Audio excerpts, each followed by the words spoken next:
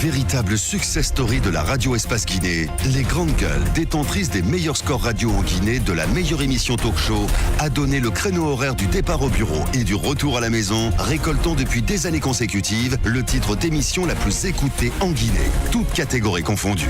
Un grand total de plus de 5 millions d'auditeurs ont été fidèles au talk show Les GG, diffusé jour après jour sur toutes les stations du réseau Adafo Média de 9h à 10h30, un exploit qui restera longtemps dans les annales de la bande FM en Guinée. Encore une fois, merci de nous rejoindre dans cette émission Les GG. Vous nous écoutez du côté de Lola sur 99.7. Merci à vous qui nous regardez à la télévision également. Moussa Moïse, on s'intéresse évidemment aux 100 jours de Kassori Fofana. Il faut le rappeler, Abakar Diallo plutôt. Bien. Les 100 jours de Kassori, forcément, parce que ça tombe sur aujourd'hui. Je crois qu'il y a des médias qui sont allés un peu plus vite en besogne. Si vous faites vos calculs, vous comprendrez que ça tombe soit sur aujourd'hui ou demain. Parce qu'il a pris fonction le 24 mai. Donc, faites bien vos calculs et vous comprendrez. Alors, qu'est-ce qu'il y a à dire à propos de ces 100 jours passés par le Premier ministre, Dr Ibrahima Kassori Fofana, à la tête donc de la primature? Oui. Moi, je retiens fondamentalement deux choses. Oui.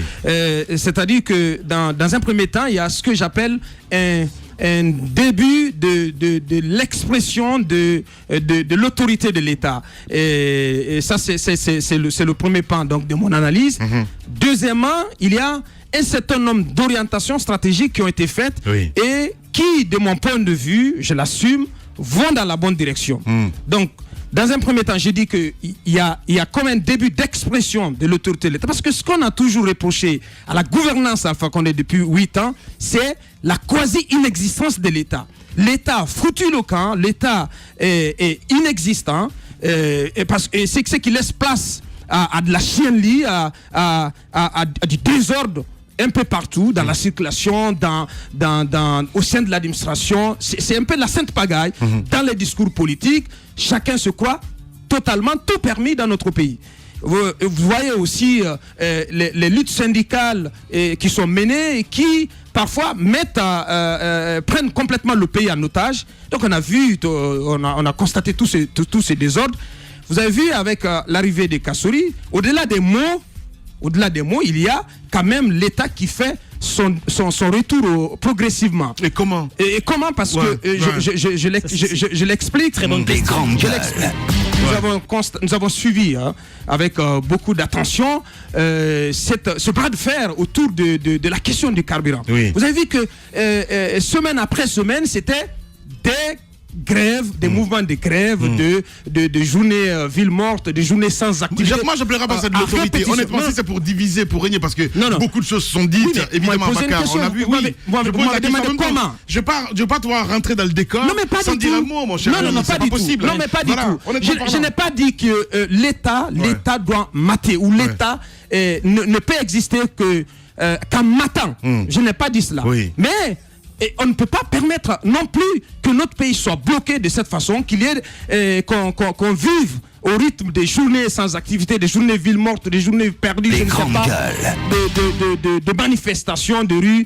Je pense qu'à un moment donné, il faut savoir raison garder, parce que ce qui s'est passé sur le carburant, et tout le monde sait que c'était une situation qui était une réalité à l'international. Parce que le prix du baril était monté, donc avait pris de l'ascenseur au plan international.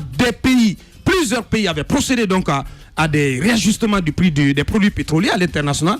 Deuxièmement, les accords qui ont été signés ici entre le gouvernement, le patronat et les syndicats, ces accords prévoyaient que lorsque le prix du baril dépassait les $57, donc que le gouvernement puisse procéder au-delà de 2016. Parce qu'il y a eu de la confusion autour de ces accords. Justement. Parce que ces accords étaient tombés en désuétude, parce qu'ils se limitaient à fin décembre 2016. Passé donc ce cap, le gouvernement, au-delà de $57, avait la possibilité donc de procéder à ce réajustement. Et tout le monde connaît tout ce qui avait comme impact des subventions que l'État supportait en matière de fourniture de carburant à EDG, mais aussi tout ce que l'État perdait sur le prix du litre en Guinée. Donc à un moment donné, ça grévait les caisses de l'État, Et il y avait des impératifs aussi à respecter avec les partenaires financiers internationaux. Donc, moi, je ne défends pas l'État, mais justement, parce je que vois que on ne peut pas être plus royaliste que le roi. Il y avait des contraintes. Justement. Il y avait des contraintes. Les grandes gueules. Des contraintes auxquelles il fallait faire face. On ne pouvait pas continuer à Je me perdre souviens, de l'argent de cette bien façon. avant qu'on parte en vacances. Deuxièmement. Bien avant qu'on parte en vacances, c'est Sidia Touré qui a donné le ton dans ce studio. Est-ce que vraiment, c'était si nécessaire de passer comme ça, avec toute la force, avec l'arrogance? On a vu un petit peu ce qui s'est passé à Bakar Diallo. Il n'y a pas eu d'explication en ce qui concerne évidemment cette augmentation. Je suis d'accord. Je suis d'accord que... Moi, c'est ce qui m'a choqué. Non, je suis d'accord que... Voilà, à dire qu'on pouvait marcher sur les gens comme ça, passer comme si c'était un royaume. Mais non. Pas marcher sur les gens. J'assume ce que je dis. Marcher sur les gens. Moi, la manière m'a dérangé. Honnêtement, Bakar. Je suis d'accord. Je suis d'accord que on peut reprocher des choses à la manière par laquelle on a fait passer cette pilule. Je crois que par le passé, il y a des rencontres qu'on organisait pour s'entendre sur les mesures d'accompagnement et pour informer les partenaires sociaux qui sont les syndicats et les patronats. Mais cette fois-ci, le Premier ministre n'a pas procédé ainsi, même si dans son cas, on défend qu'il avait bel et bien reçu les syndicalistes, mais qui, donc à l'issue de la rencontre, il n'aurait pas eu d'accord. Et lui, il avait un deadline à respecter, donc il est passé. On peut estimer que c'est un passage en force. Oui. Donc ça c'est un fait. Les grandes mais gueules. je continue à croire que à un moment donné, il faut quand même faire face à cette chienlit dans notre pays, à ce désordre. Et le pays ne peut pas continuer à être pris en otage, je l'assume, par des syndicats qui, encore une fois, ne défendent qu'une infime partie de la population. Alors, absolument, Lamine Guirassy, je te rejoins sur ce point de vue-là. La communication, il y a un sérieux problème là-dessus. Ouais. Le peuple n'a pas été associé à cette mesure-là. Alors, au niveau de l'équipe gouvernementale, l'argument qui a été avancé, c'est que la Guinée est le seul pays où il faut aller s'asseoir, discuter, dialogue, avant de prendre une telle décision. Ce qui est faux. Le 8 mai dernier, en Côte d'Ivoire, l'association des consommateurs s'est organisée pour lutter, pour s'opposer à une mesure de hausse du prix du carburant. Au Bénin, c'est la même chose. Au Togo, au Burkina Faso et même au Mali, l'État ne s'assoit pas tout seul pour prendre la décision de hausser le prix du carburant. Mais il y a eu 3 augmentations en l'espace de 6 mois en Côte d'Ivoire. Oui, bien sûr. Il faut le noter. Je vais y venir, et tu vas comprendre. Le souci qu'il y a là-dessus, c'est qu'il y a eu beaucoup de mensonges autour de cette communication gouvernementale. Ils ont dit au peuple que la Guinée est un pays d'exception et qu'il fallait revenir à la normale, ce qui est faux. Ça se passe ailleurs, autour d'une hausse aussi cruciale que celle du prix du carburant, il faut consulter. C'est ce qui se fait. De l'autre côté, ils étaient en train d'envoyer des messages. Le carburant coûte plus cher en Côte d'Ivoire, il coûte plus cher en Sierra Leone.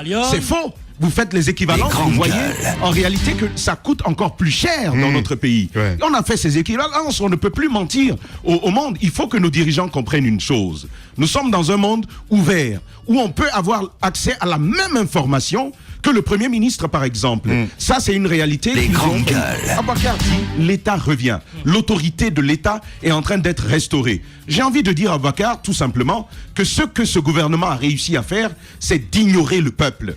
Le peuple a été ignoré, on nous a imposé des mesures comme ça, parce que simplement, ils ont mandat d'être nos gouvernants. Mais la démocratie fonctionne autrement. Il faut pouvoir associer le peuple aux mesures qui vont conditionner son existence. Le carburant, voyez ce que ça va faire. Certes, l'État va dire, nous avons réussi. Le Premier ministre peut bien se bomber le torse pour dire, nous avons réussi dans cette lutte. Il peut peut-être gagner des points auprès du président Alpha Condé, mais ce n'est pas comme ça que ça fonctionne la démocratie. Il faut entendre, absolument. C'est un gouvernement encore plus loin à des lieues, plus loin du peuple que ceux qu'on a eu par le passé. Et moi, je trouve que ce n'est pas l'État qui revient, c'est l'État qui continue de disparaître. Bien. D'ailleurs, c'est en contradiction totale avec le discours du président de la République lorsqu'il a pris la parole devant les femmes à l'occasion de la fête des femmes et il a annoncé un gouvernement proche du peuple.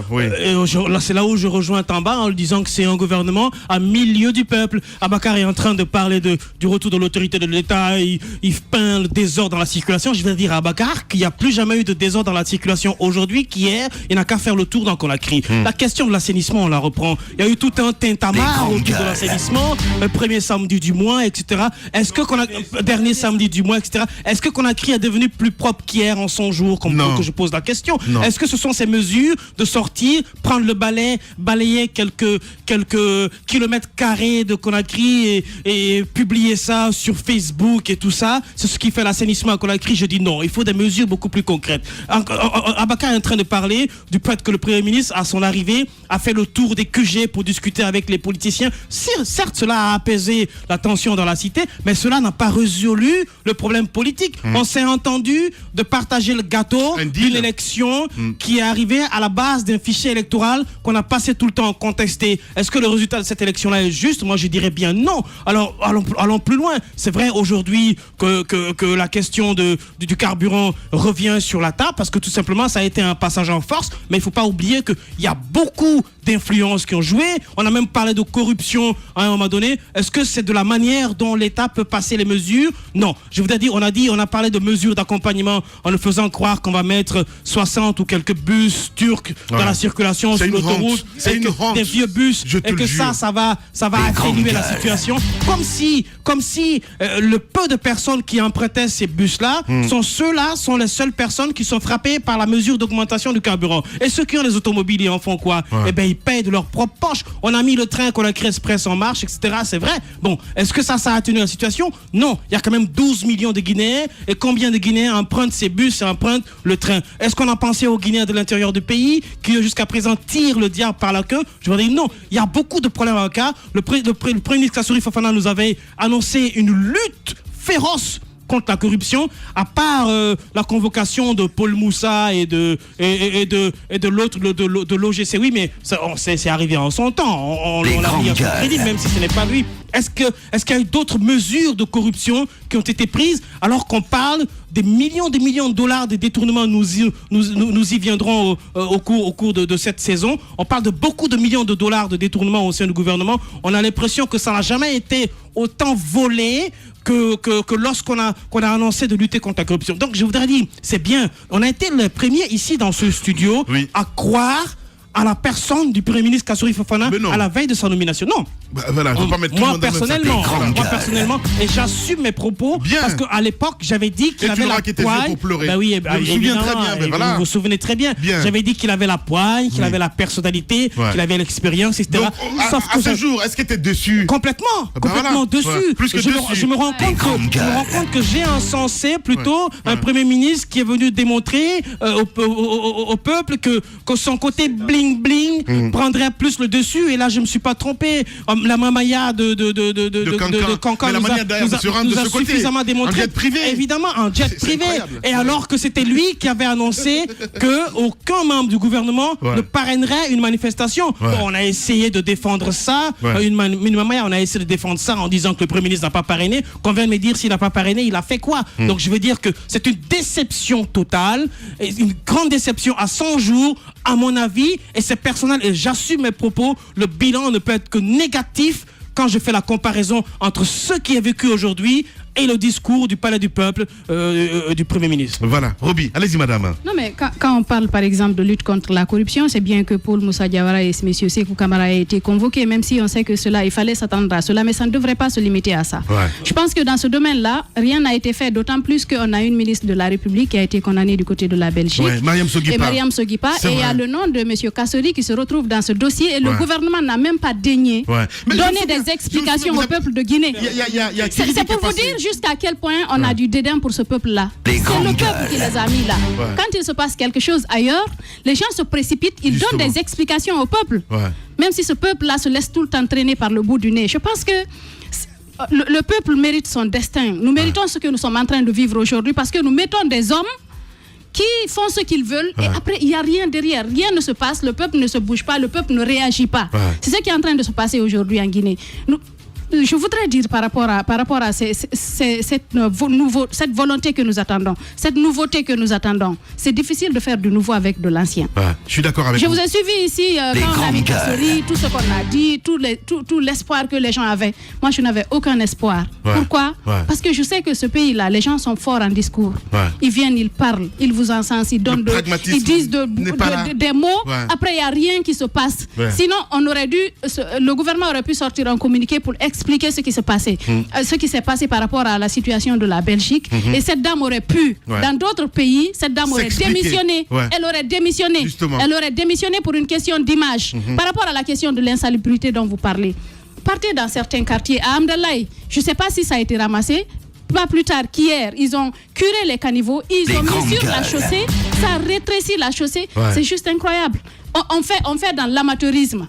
Il y a de l'argent qui est débloqué pour cela, mais comment c'est géré? Les gens veulent voir le Premier ministre arriver sur le terrain, ils le regardent, ils applaudissent. Après, tout le monde, chacun rentre chez soi. Je pense qu'il y a du chemin à faire. Allez-y, mon cher Moussa. Je pense que c'est l'un des charmes de la démocratie, c'est justement le fait que les gouvernés, le peuple souverain, demande beaucoup plus et soit exigeant vis-à-vis des gouvernants. Je pense que c'est un véritable charme, même si le régime démocratique, à mes yeux, n'est pas tout à fait parfait.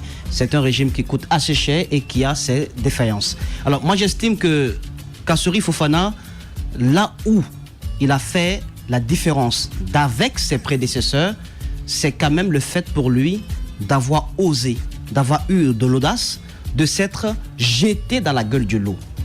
Parce que selon mes informations, et vous ne démentirez pas lorsque vous vous renseignerez, eh ben, il a mis sur la table son départ si le combat dans lequel il s'était engagé n'était pas soutenu par le chef de l'État ou s'il arrivait à être stoppé. C'est de l'audace. Je ne parle pas je ne parle pas d'abord. Je suis en train. Les grandes gueules. Je suis en train. Mais non. Écoutez, je suis désolé. Je suis en train d'aborder les 100 jours.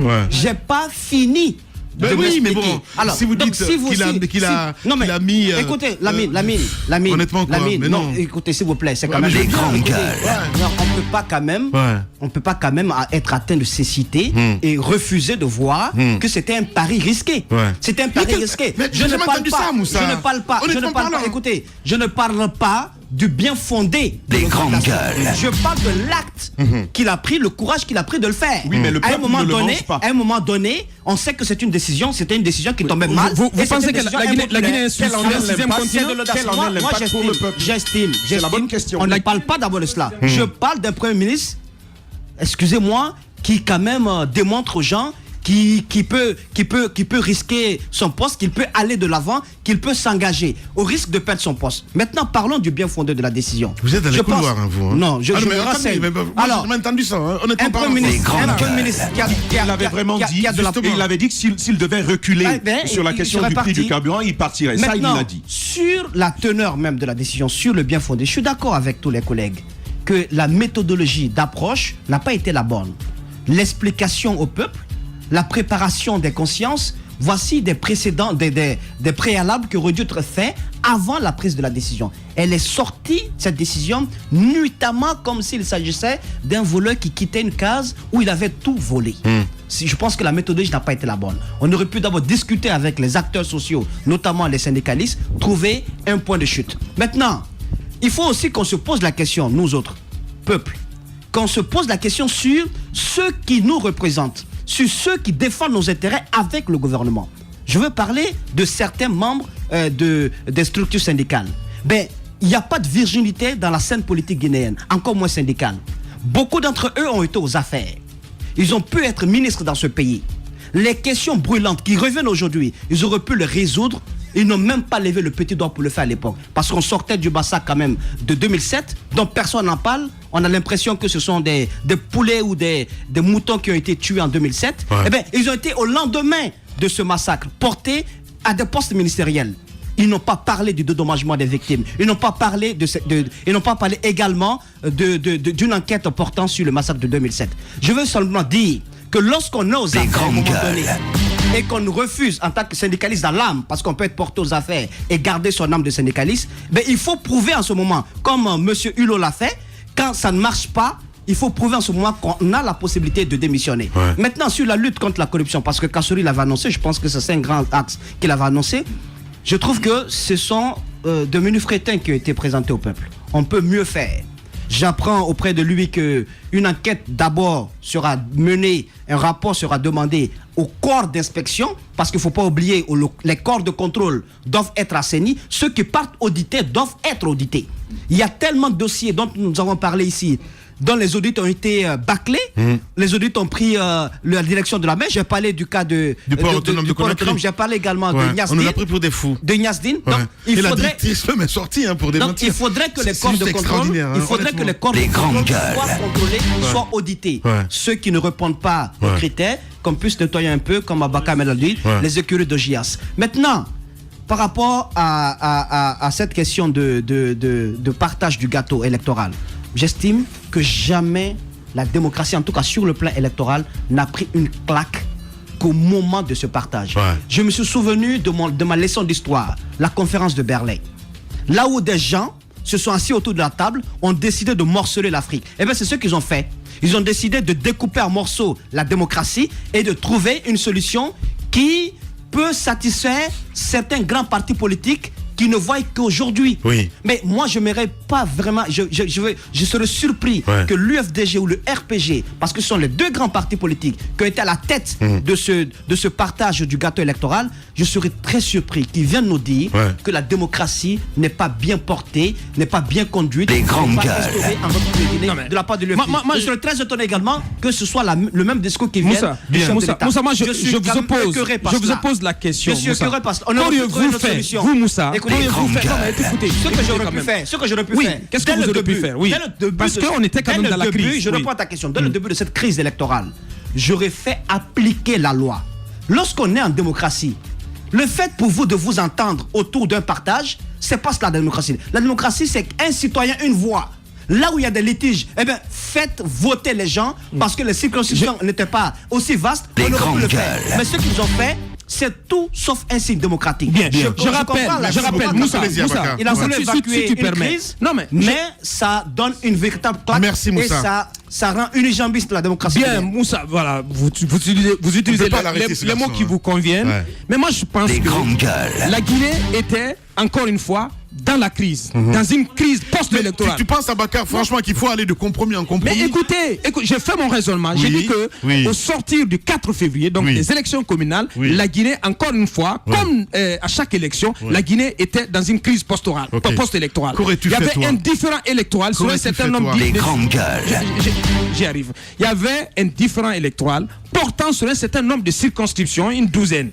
Mais le pays était dans cette situation. Il y avait des manifestations. L'opposition menaçait à tout moment. Vous pensez que l'opposition aurait reculé sans obtenir satisfaction sur ces revendications? Vous pensez que le pays aurait retrouvé ce semblant de climat de paix Non, mais je te dis, pourquoi j'utilise semblant? Parce qu'il y a d'autres pesanteurs qui viennent encore une fois assombrir l'horizon politique. Mais cela n'est pas dû, n'est pas tributaire de la démarche politique, la solution politique qui a été finalement actée. Mais j'ai dit que quoi qu'il arrivait, il fallait quand même trouver une solution. Parce que l'opposition s'était cabrée. Et l'opposition avait sorti donc le chiffon rouge. Le chiffon rouge qu'elle continuait à agiter. Je pense que quand il y a eu cette rencontre du 2 avril, j'arrive Lamine, entre le président et le chef de file de l'opposition, les deux s'étaient accordés à trouver une solution politique à la crise. Mais je pense que c'est ce qui a été trouvé sans que la loi ne soit violée. La loi, non, c'est extrêmement important. Et je crois. Non, attendez. En quoi la loi a été violée? Allez-y, madame. Comment on désigne? La loi a été violée parce que les votes des citoyens n'ont pas été respectés. Je conviens avec vous qu'il y a eu des problèmes à l'issue des élections. Mais ce sont ces problèmes-là que la classe politique était en train de gérer. Parce qu'il y a une frange de compétiteurs qui ont estimé qu'ils ont été volés, que des voix à eux ont été violées. Donc ils les ont réclamés à corps et à cri et il fallait forcément trouver une solution. Je pense que tout le monde est d'accord qu'il y a eu des problèmes à l'occasion et un certain nombre d'acteurs impliqués dans le processus n'ont pas joué honnêtement leur rôle. Il s'agit notamment des magistrats, donc de tous les présidents de CACV, donc c'est eux qui ont foutu le bordel lors de ce processus. Et donc ce sont les conséquences de ces errements qu'il fallait gérer. Merci beaucoup, la crise était là, il fallait forcément trouver une solution. Allez-y, madame. Je pense à n'importe quel prix. Est-ce qu'on est au bout du tunnel? Pas n'importe quel prix. Je voudrais poser la question à Je vous ai posé la question. Mais je vous ai posé la question aussi à savoir. Attendez, Aboubacar Diallo. Vous avez fait quoi? Mais justement, je te posais la question. Il faut respecter la loi. Mais moi, je défends l'approche politique qui a été trouvée. Si tu le dis. Je défends. Allez-y, mais vous aurez fait quoi, Lamine? Non. Mais non. Quand même, sortez quelque chose. Écoutez Aboubacar Diallo, j'ai l'impression que dans ce pays, on devrait aller de compromis en compromis. Ce que je voudrais dire, ces élections auraient dû être organisées en 2011, après la présidentielle de 2010. Les grandes gueules. Mais on l'obtient en 2018. Après cela, les gens ont voté. C'est comme si le vote des citoyens ne comptait pas. On s'assoit autour d'une table, on se partage le gâteau. Et prochainement, est-ce que vous pensez que certains Guinéens auront le courage d'aller voter? Ils n'auront pas le courage d'aller voter. Pourquoi?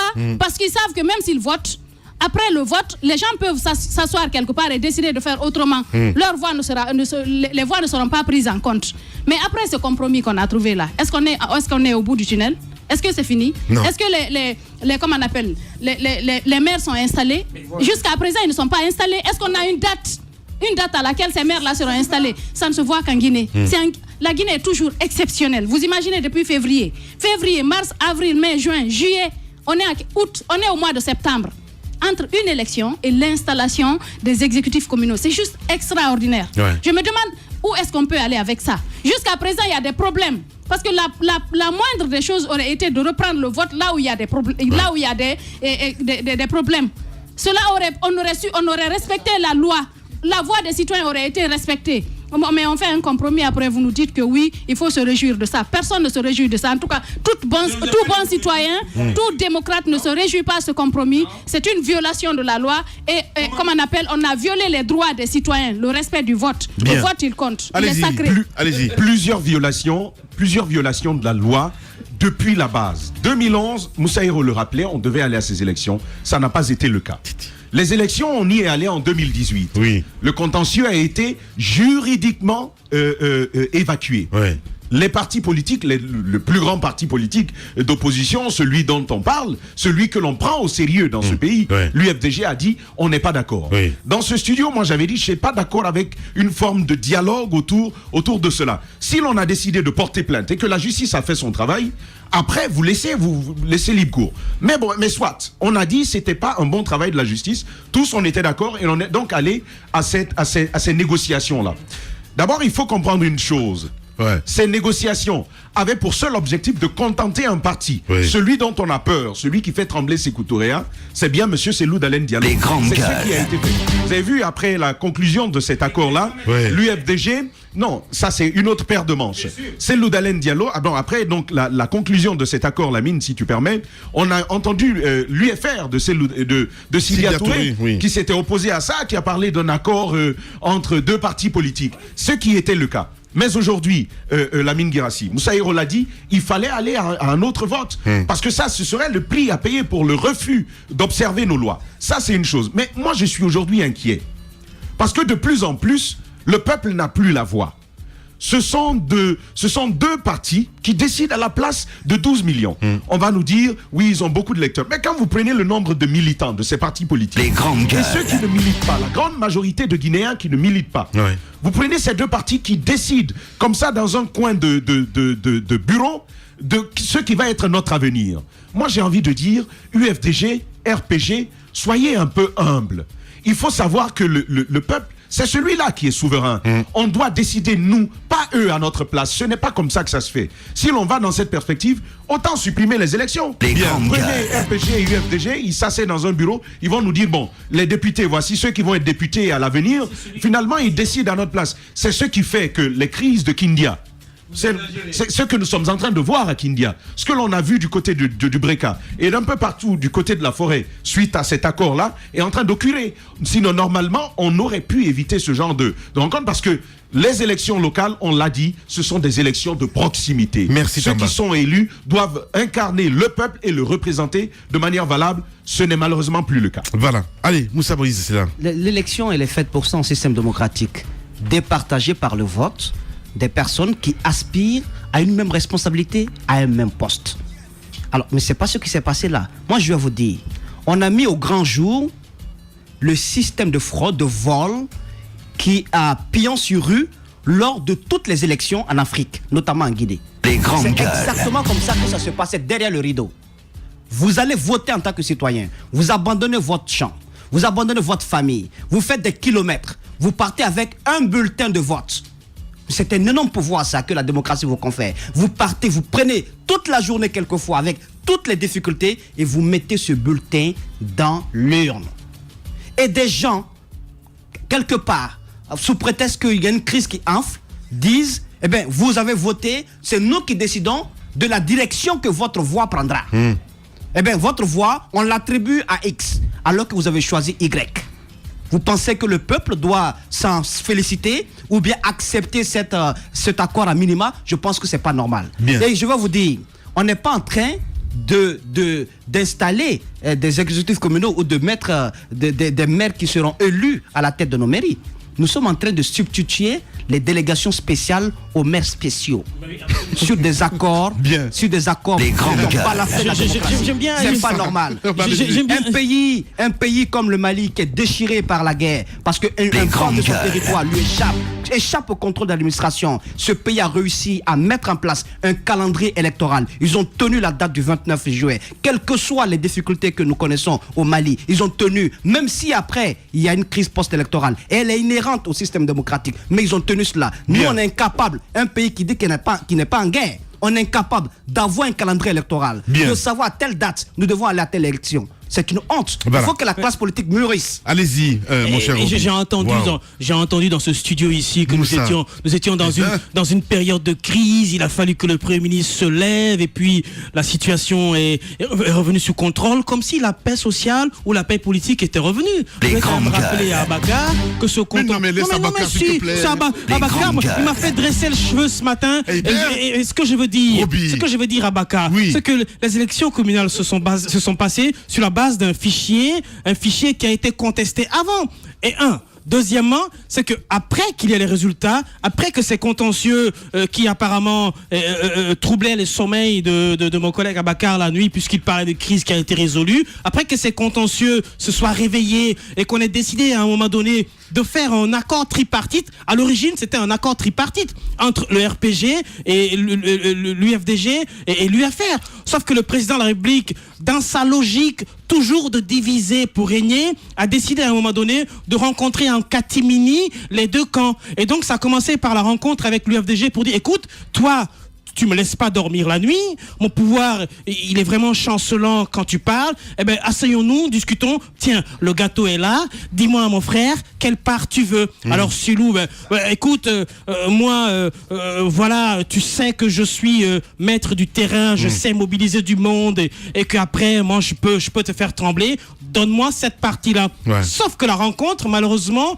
a été médiatisée après. Ouais. Donc, on s'est rendu compte que ça ne peut pas se passer comme ça, tout le monde a compris. Et lorsqu'on a compris, la troisième partie aussi, eh ben voilà, vous avez partagé le gâteau, moi je suis pas gourmand, moi je veux ma partie de la Guinée-Maritime seulement, il n'y a pas que vous qui avez les dents pour mordre dans le gâteau, c'est l'UFR. Ouais. Et à partir de ce moment-là, le président de la République a vite fait de prendre son cortège, venir au siège ce Sidia, sans même lui annoncer son arrivée, venir s'asseoir, discuter. Écoute, mon gars, c'est vrai qu'on l'a fait, c'est vrai qu'on t'a poignardé dans le dos, mais sois tranquille, il y a une portion du gâteau qui reste, eh ben dis-moi toi, qu'est-ce que tu veux là-dedans? Et lui dit non, moi je suis pas gourmand, moi je veux pas le territoire national, moi ce qui m'intéresse c'est ma Basse-Guinée, donnez-moi ma part de Basse-Guinée parce que j'ai quand même gagné là, etc. Voilà ce qui s'est passé. Bien.